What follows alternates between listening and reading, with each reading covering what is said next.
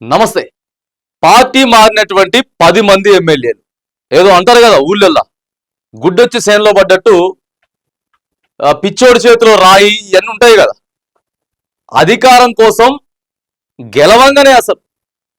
గెలవంగానే అరే ఏం కాదులే, 2018లో మారింది కదా, 2014లో కూడా మారింది కదా, ఏమైంది అని చెప్పి కనీసం చట్టాలను గౌరవించకుండా, చట్టాలను తెలుసుకోకుండా కథమిగా అధికార పార్టీలోకి ఆస్తులు కాపాడుకోవడానికో ఇంకో దానికో పదవుల కోసమో. వీళ్ళు చెప్పింది మాత్రం అభివృద్ధి కోసం, నియోజకవర్గ అభివృద్ధి కోసం పార్టీ మారుతున్నాం అని చెప్పి మారిన వాళ్ళకి ఈ రోజు ఏం చెప్పింది తెలుసా? సుప్రీంకోర్టు వార్షికోత్సవ శుభాకాంక్షలు చెప్పింది. పార్టీ మారి సంవత్సరం అయ్యారు కదా మీరు, అంటే రాజ్యాంగాన్ని ఉల్లంఘించి మీరు సంవత్సరం అయిందని చెప్పి శుభాకాంక్షలు చెప్పింది. అలా అది పరిస్థితి, మామూలుగా కాదు. ఇక సుప్రీంకోర్టు చాలా సీరియస్ అయింది. తెలంగాణ అసెంబ్లీ స్పీకర్ మీద చాలా సీరియస్ అయింది. మీకు కేసు వచ్చిన తర్వాత కనీసం మీరు యాక్షన్ కూడా తీసుకోలేదు. మీరు అనర్హత వేటు వేస్తారా వెయ్యరా అనే విషయాన్ని పక్కగా పెడితే కనీసం నోటీసులైనా పంపరా? మీ మీద పలానా కేసు పడింది అని చెప్పి కనీసం నోటీసులు కూడా పంపించినటువంటి ప్రయత్నం చేసిర్రు.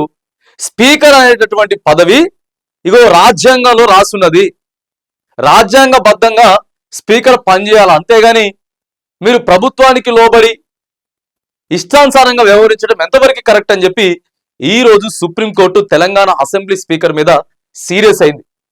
వాదోపవాదనలన్నీ కూడా విన్నారు. వార్షికోత్సవ శుభాకాంక్షలు చెప్పినట్టు ఇక చూసుకోండి.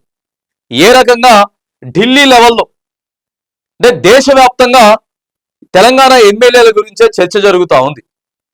షాకులు తగులుతా ఉన్నాయి పార్టీ మారినటువంటి ఎమ్మెల్యేలకి. అరే ఏంది రోజుకోలాగా మాట్లాడుతూ ఉన్నారు. ఇక్కడైతే ఖైరతాబాద్ లో అయితే ఆపోజిట్ గా అదే కాంగ్రెస్ పార్టీకి సంబంధించినటువంటి నాయకులు ఈసారి దానం నాగేందర్కి సీట్ ఇవ్వద్దు, శ్రీను యాదవ్ అన్నకి సీట్ ఇవ్వాలి, ఆయనైతే మేము గెలిపించుకుంటామని చెప్పి పెద్ద పెద్ద ఫ్లెక్సీలు కట్టిర్రు ఖైరతాబాద్ నియోజకవర్గంలో. అంటే చూడండి ఎట్లున్నదో పరిస్థితి. అంటే అధికారం కోసం వీళ్ళు వెంటనే పార్టీలు మారడం అనమాట.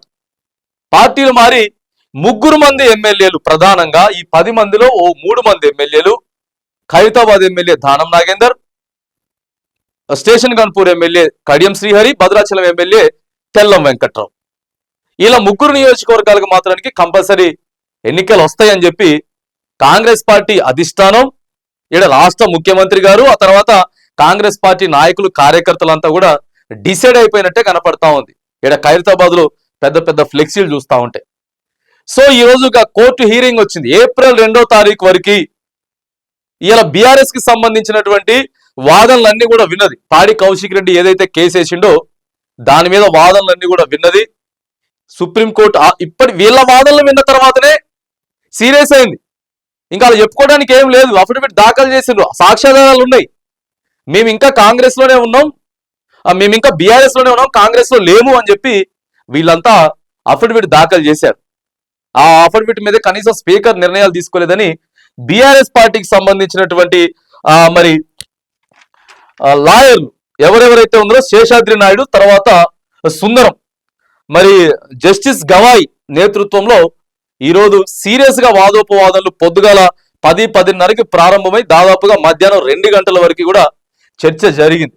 చర్చ జరిగితే సీదా ఏం చెప్తుందో తెలుసా? సుప్రీంకోర్టు రాజ్యాంగం ఆల్రెడీ రాసుంది, మీరు ఇష్టానుసారంగా పార్టీలు మారడానికి కాదు. ఇప్పుడు మీ కథ ఎట్లున్నదంటే తిరిగి మళ్ళీ కొత్త రాజ్యాంగం వీళ్ళ కోసం రాయాలా అన్నటువంటి ప్రసక్తి అలా ఉన్నది. తిరిగి ఎట్లా రాయగలుగుతాం?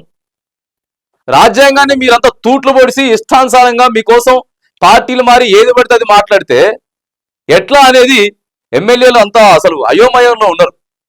అరే అనవసరంగా పార్టీ మారినవరా భయ్, ఇప్పుడు కేసీఆర్ రానిచ్చేటట్టు లేడు. మొత్తం దీని గురించే చర్చ, వీళ్ళ గురించే చర్చ. ఈ 10 మంది నియోజకవర్గంలో ఎన్నికలు వస్తే అరే ఎవరికి టికెట్ ఇవ్వాలి కాంగ్రెస్ పార్టీ నుంచి, వీళ్ళకిస్తే గెలుస్తారా గెలవరా, లేకపోతే బీఆర్ఎస్ నుంచి ఎవరు నిలబడతారు? ఈ 10 మంది నియోజకవర్గ ప్రజలంతా ఒకసారి ఆలోచన చేయాలి. అసలు ఒక 10 ఏళ్ళు ఒక పార్టీ మీద గెలిచి ఇంకొక పార్టీ మీద జంపింగ్లు ఉంటారు కదా, వీళ్ళంతా జంపింగ్లు. ఈ జంపింగ్లకు ఏం చేయాలంటే ఇట్లా కోర్టు దాకా పోయి తర్వాత ఈ గోడ మీద అనమాట, ఇగో ఏడుంటారు వీళ్ళు కాసుకొని, ఈ గోడ మీద ఎటంగా అయితే అటే దూకుతారు అనమాట. ఎటంగా అయితే అటే దూకేట వాళ్ళకి ఒక 10 సంవత్సరాల పాటు అసలు ఇక ఎమ్మెల్యేకి అనర్హుడు పోటీ చేయడానికి 10 సంవత్సరాలు అనర్హత వేటు వేయాలి వీళ్ళ మీద. అవి కూడా ఉన్నాయి, అటు చట్టాలు అవన్నీ తీస్తారు. ఇక ఓ 10 సంవత్సరాలు వేస్తే మాత్రానికి ఈ లోపు ఏమవుతుంది, ఉన్న వయసు కాస్త అయిపోద్ది. ఉన్న వయసు కాస్త పీకిందంటే మాత్రానికి ఇక మళ్ళా పోటీ చేయడానికి అంత తిరిగే ఓపిక ఉండదు. సో ఏముండదు కాబట్టి ఎల్ల గెలిస్తే అందులోనే ఉండిపోయేటటువంటిది ఆస్కారం చేయాలి. అప్పుడు కేసీఆర్ చేసిండంటే ఆ బాజాప్తా ఏం చేసిండు, టక టక టక టక 2/3కి చనిపోయినటువంటి మెజారిటీని మొత్తాన్ని లాక్కొచ్చినటువంటి పరిస్థితి. మీరు చిన్నగోకలు చేస్తే ఆ చట్టాలు ముందే తెలుసుకున్నది బీఆర్ఎస్ పార్టీ, పోయి కేసు వేసింది. ఇవాళ అంతా ఆగమాగం ఉన్నది పరిస్థితి. ఇక ప్రధానంగా ధర్మాసనం మాత్రానికి ఇవాళ క్లియర్ గా ఉన్నటువంటి చట్టాలని మార్చలేము, రాజ్యాంగానికి తూట్లు పొడుస్తా ఉన్నారు, రాజ్యాంగ విరుద్ధంగా 10 మంది ఎమ్మెల్యేలు ఇలా పాల్పడ్డరు, తిరిగి మళ్ళీ మనం కొత్త రాజ్యాంగాన్ని ఏం రాయలేం, ఖచ్చితంగా ఎవరైనా సరే రాజ్యాంగాన్ని పాటించాల్సిందే అని చెప్పి క్లియర్ గా స్పీకర్ మీద మాత్రానికి చాలా సీరియస్ అయ్యారట. కనీసం నోటీసులు కూడా ఇవ్వలేదు. ఒక టైం అంటూ ఉండదా, దేనికైనా సరే ఒక నిర్దిష్ట టైం ఉంటది.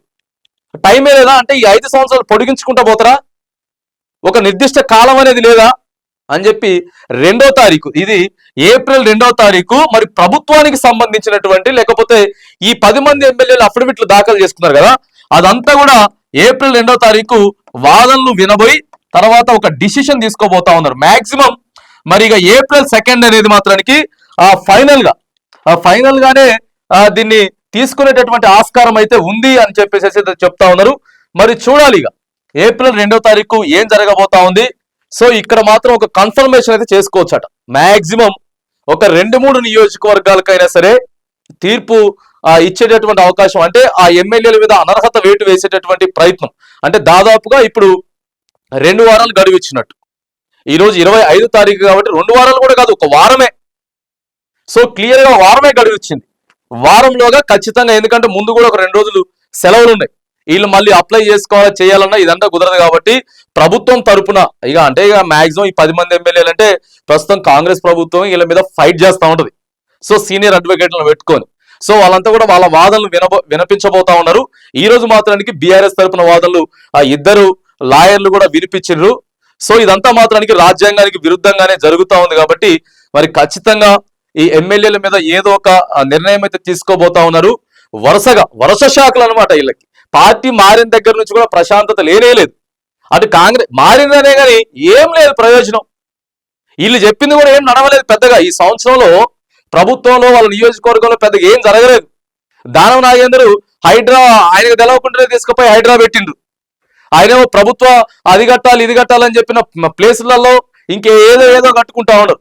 ఈ సంవత్సరం నుంచి అసలు వీళ్ళకి ఏడా లేదు, అటు కాకుండా ఇటు కాకుండా కరెక్ట్గా ఉన్నది.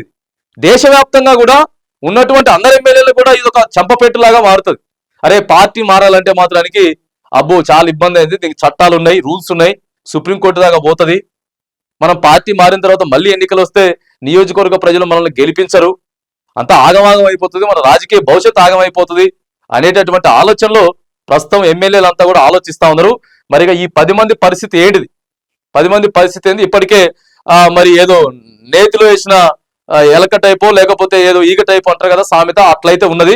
చూడాలి ఇక ఏప్రిల్ 2వ తారీఖు మాత్రానికి ఖచ్చితంగా ఒక పెను సంచలనమైనటువంటి మార్పు అయితే ఈ పార్టీ మారిన ఎమ్మెల్యేల గురించి అయితే వినబోతా ఉన్నాం అనేది మాత్రానికి సోషల్ మీడియాలో వార్త నడుస్తా ఉన్నది.